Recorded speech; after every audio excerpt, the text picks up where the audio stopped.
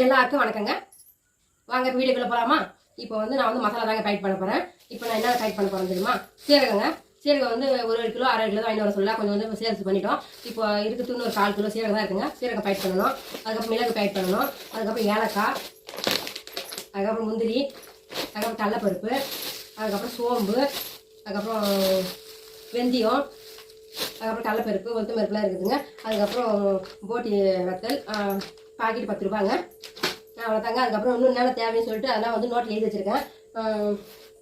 எங்கள் வீட்டுக்காரர் நாளைக்கு டவுனுக்கு போனார்னா தேவையான வாங்க சொல்லலான்ட்டு வீட்டில் வந்து கடுகுலாம் கறி வச்சுங்க. அதனால் என்னென்ன வாங்க சொல்லிக்கிறேன்னா கடுகு, சோம்பு, திராட்சை, சீரகம், மிளகு, பட்டை, பாயாசம் சேமியா, ஜவ்வரிசி, அப்பளம் 20 ரூபா அப்பளம், அப்புறம் வந்து 10 ரூபா அப்பளம் கட்டு, அப்புறம் வழுக்கு தீரிங்க, அப்புறம் பெருங்காயம் வந்து 20 ரூபாய், பெருங்காயம் வந்து 10 ரூபாய், வெள்ளைப்பட்டாணி ஒரு 2 கிலோ, ஜவ்வரிசி வெத்தலுங்க, அப்புறம் மீன் மேக்கர் வந்து சின்னதுங்க, அதுக்கப்புறம் குங்குமம், அப்புறம் வந்து கற்பூரம். இதை மட்டும் தாங்க போய் நாளைக்கு போய் வாங்க சொல்லிக்கிறேன் எங்ககிட்ட.